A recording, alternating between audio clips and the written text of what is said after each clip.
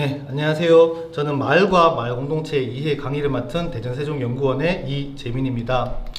오늘 강의는 4가지의 주제로 말씀드리고자 합니다. 첫 번째는 왜 마을 공동체 활동을 하는지, 즉 마을 공동체가 가지고 있는 가치와 의미를 제가 말씀드릴 거고요. 두 번째는 마을 공동체가 가지고 있는 그런 유형, 세 번째는 마을 공동체가 성장하는 모습을 단계별로 좀 제안을 하고자 합니다. 마지막으로는 마을 공동체의 지속 가능성, 즉 지속 가능한 마을 공동체가 되기 위해서 필수적으로 해야 되는 것들에 대해서 좀 말씀드리고자 합니다.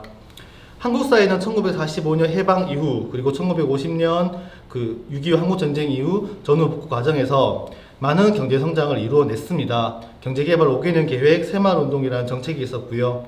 그리고 1987년 대통령 직선제를 실시를 하면서 그런 경제 정치에서 큰 분야의 발전을 이루어냈습니다.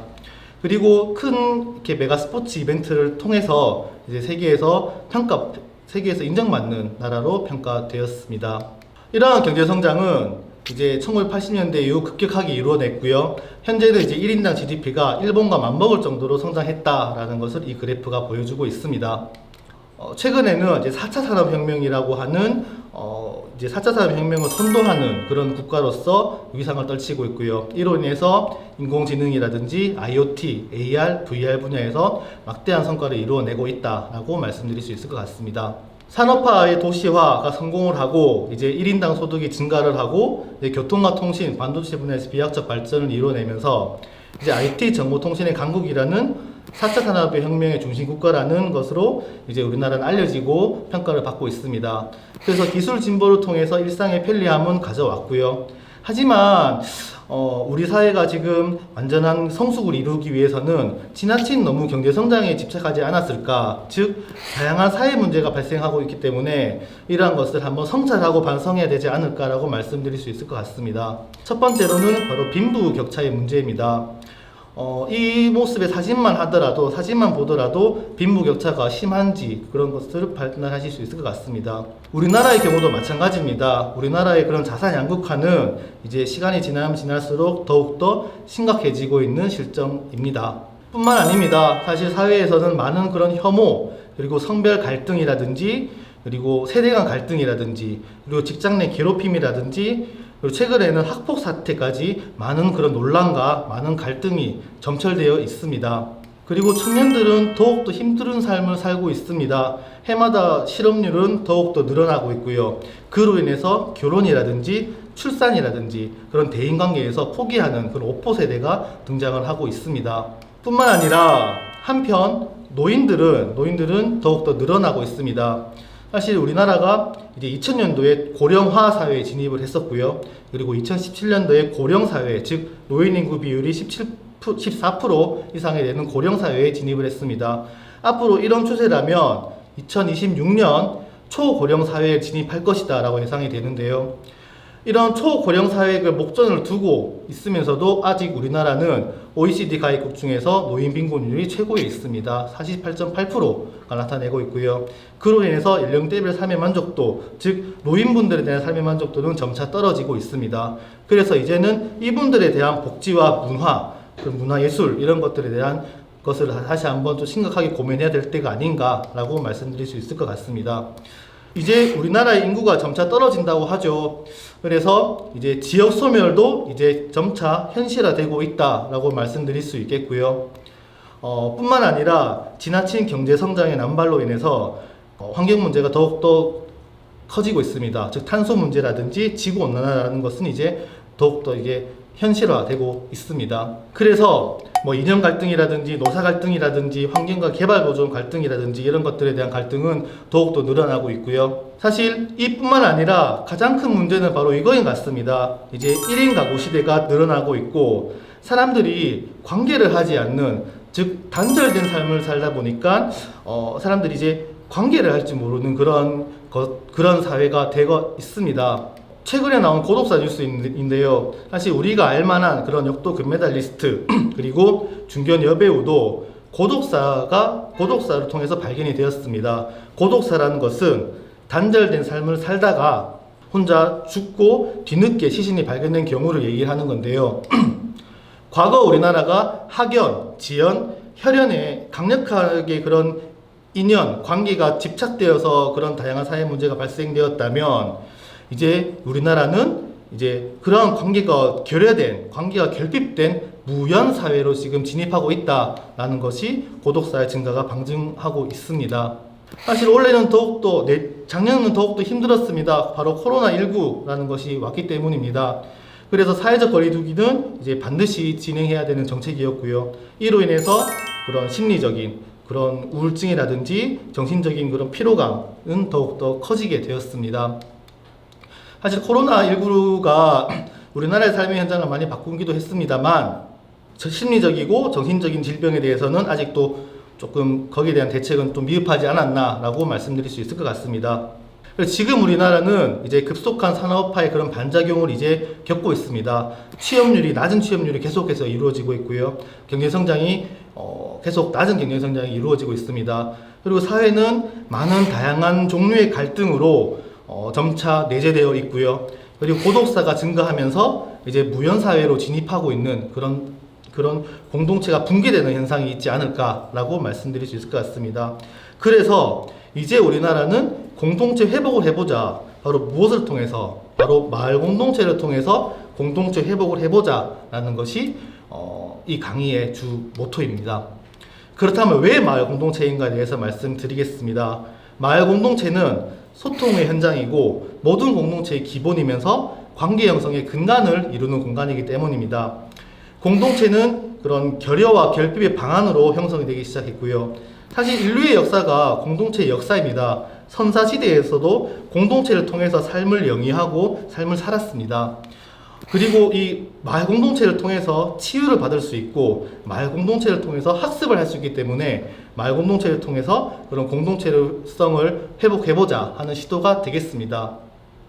그렇다면 마을 공동체라는 것은 무엇이냐라는 것을 말씀드리겠습니다. 마을 공동체는 경제, 문화, 환경 등을 공유하는 공간적이고 사회적 범위를 말씀드릴 수 있고요.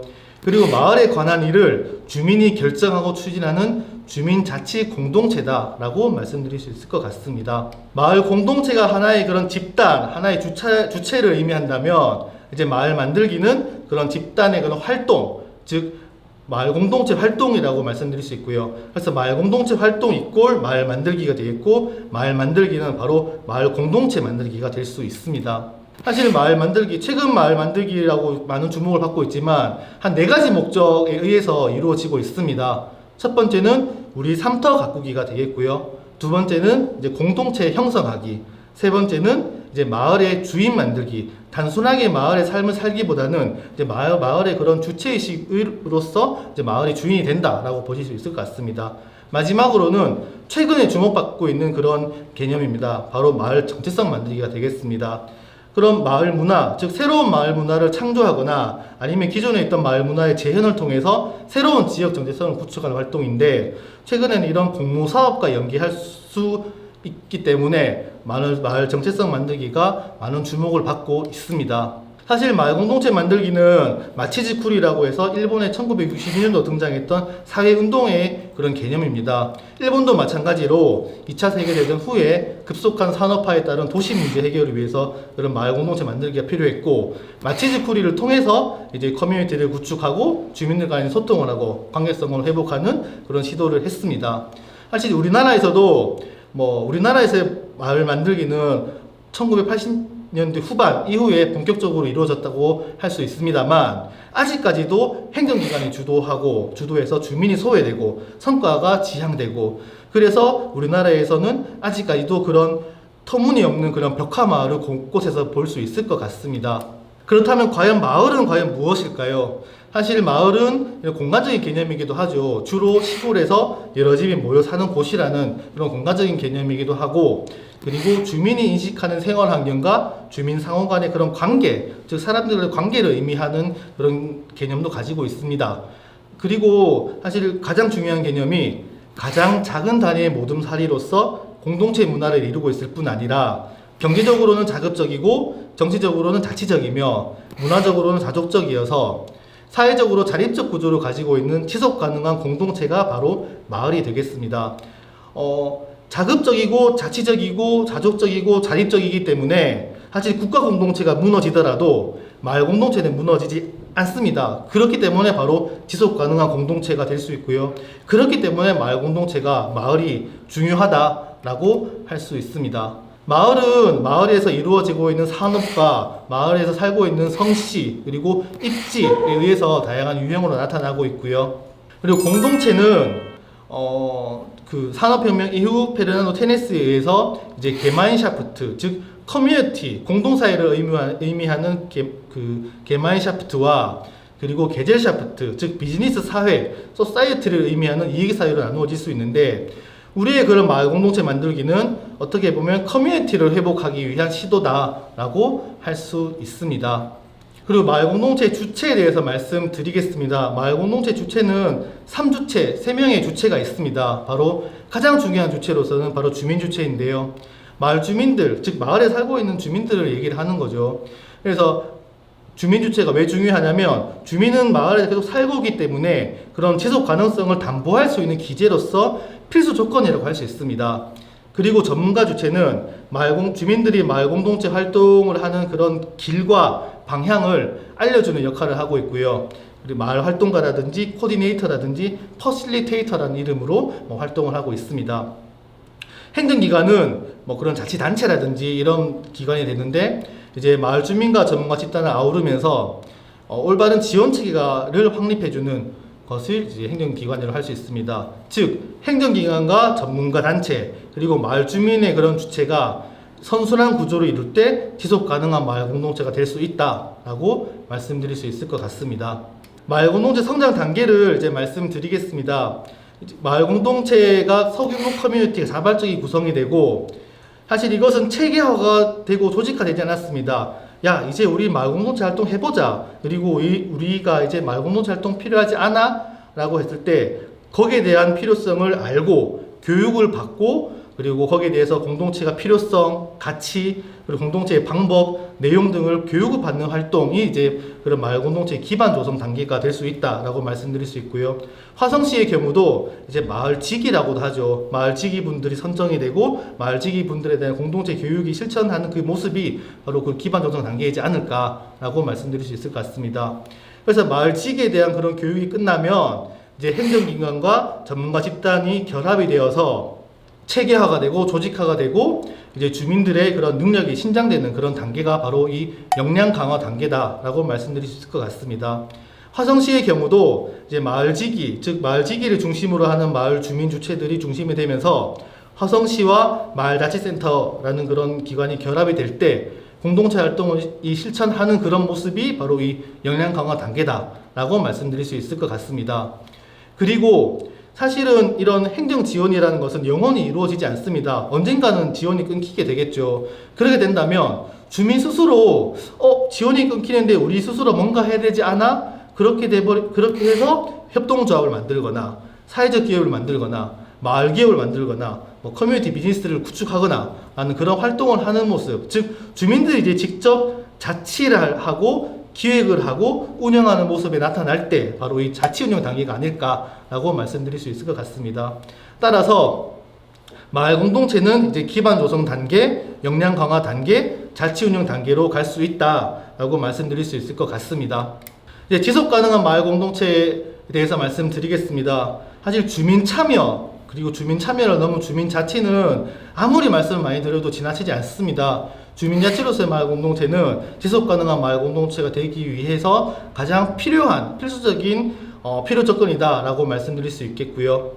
그리고 단순한 그런 마을 공동체 활동을 자기가 하고 싶은 거, 자기가 배우고 싶은 거, 단순한 흥미 활동을 하는 곳이라고 생각하시는 분들이 몇몇 계십니다. 그래서 이런 흥미 활동은 가급적 지양을 하고 실제적으로 우리 마을이 잘 되기 위한 정체성을 발굴하기 위한 것들, 이런 것들이 이제 마을 정체성이 강화되고 창출되는 것들에 대한 그런 준비가 바로 이 지속 가능한 마을 공동체의 조건이다라고 말씀드릴 수 있고요.